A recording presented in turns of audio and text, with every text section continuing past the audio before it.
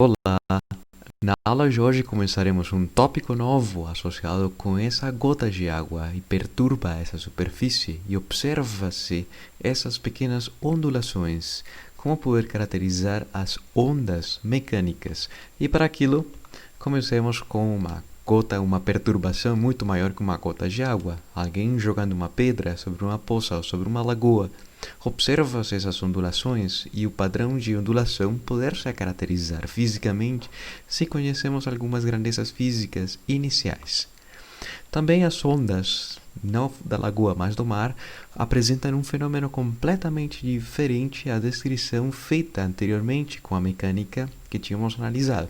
Nesse caso, o fenômeno ondulatório faz com que as ondas apresentem essa curva, e essa curva, como consequência de superar essa barreira, é um fenômeno que chama-se difração de uma onda.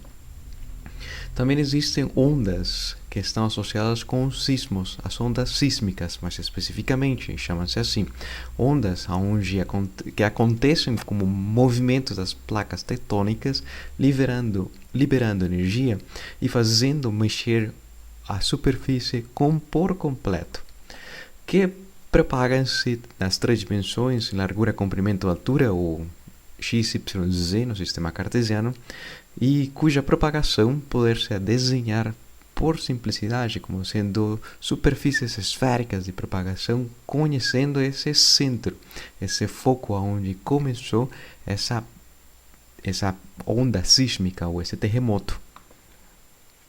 Por outro lado, existem outras ondas, mas que são mais comuns para os estádios de futebol, onde as pessoas ficam de pé e a onda passa pela escadaria, mas as pessoas não se deslocam, simplesmente mudam sua posição, sua orientação, ou ficam para cima e voltam e descem, e há uma certa informação que será transferida de uma para outra pessoa consecutiva, e assim por diante, até fazer o ciclo e ter a percepção de algo se deslocando no próprio estádio.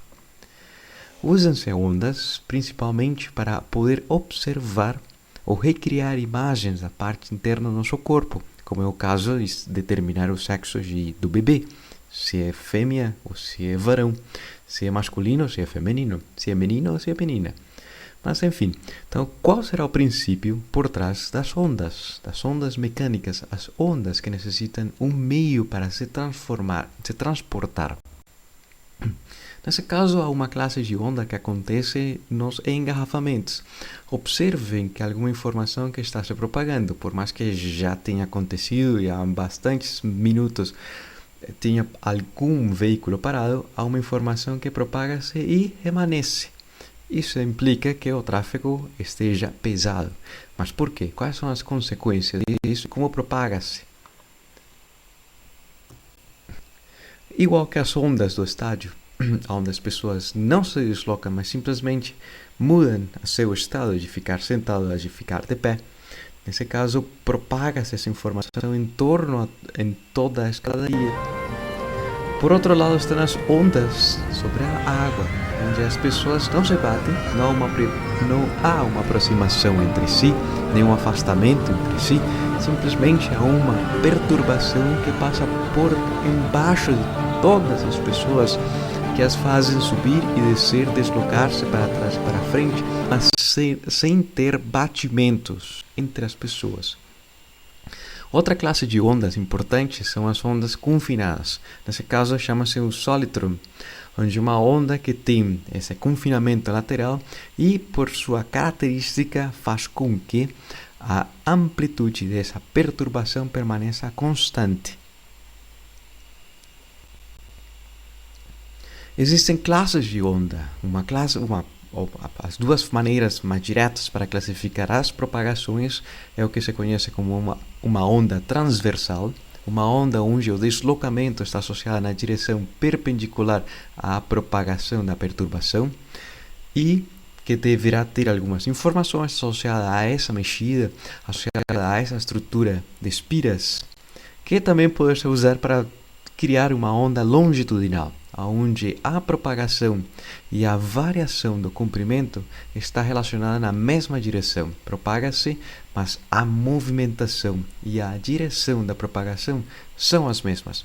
Propaga-se ao longo do próprio material, sem movimentos perpendiculares. Por isso faz alusão à palavra longitudinal, ao longo de todo o seu comprimento. Que, em soma, comportariam-se quase iguais, mas uma desloca os elementos transversalmente à direção de propagação e a outra na mesma direção de propagação. Mas observem essas aqui, ficam mais juntas, mais presas ou mais estreitas as espiras, fazendo que haja uma compressão e, não obstante, na primeira, na transversal, fazendo que haja um cisalhamento ou um corte entre uma espira em relação à outra, esforços transversais. As ondas do mar, por mais que se use a palavra onda e na língua portuguesa onda e onda seja idêntica, as ondas do mar são uma mistura dessas duas anteriores. É um pouco de transversal com um pouco de longitudinal.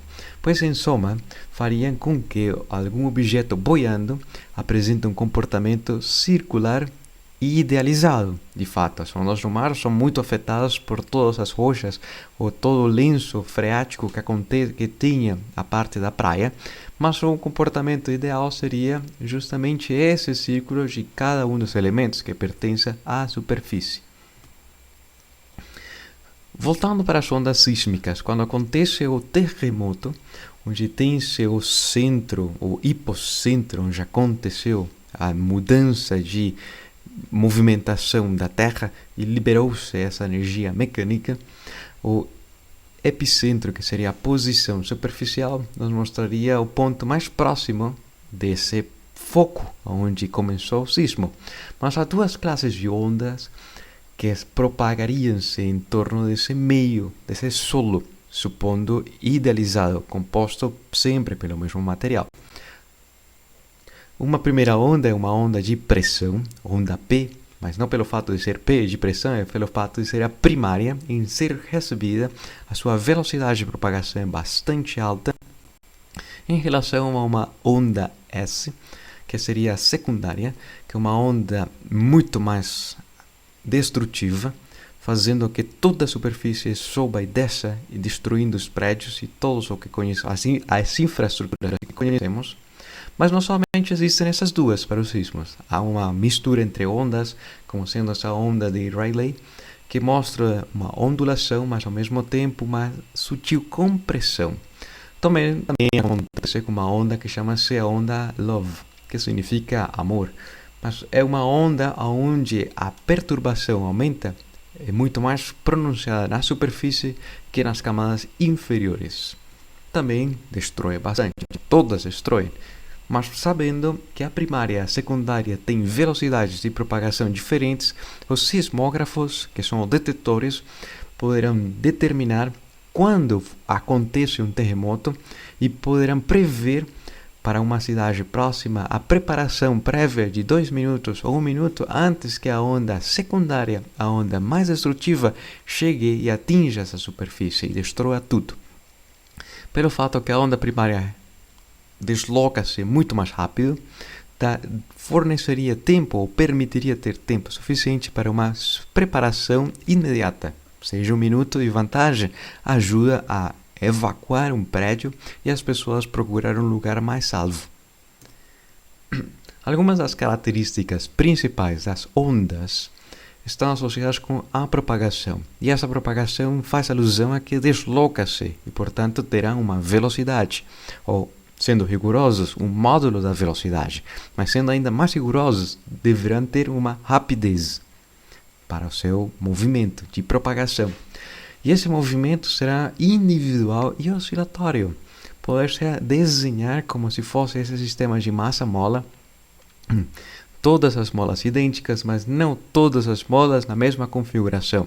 Uma sutil diferente à outra, uma sutil diferença entre uma e a outra. Essa diferença é o que se conhece como uma diferença de fase.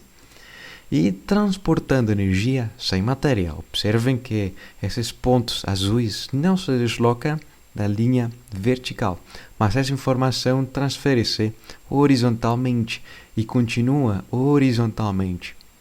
E com base a essa noção introdutória, finalizamos a aula de hoje e nos vemos numa próxima.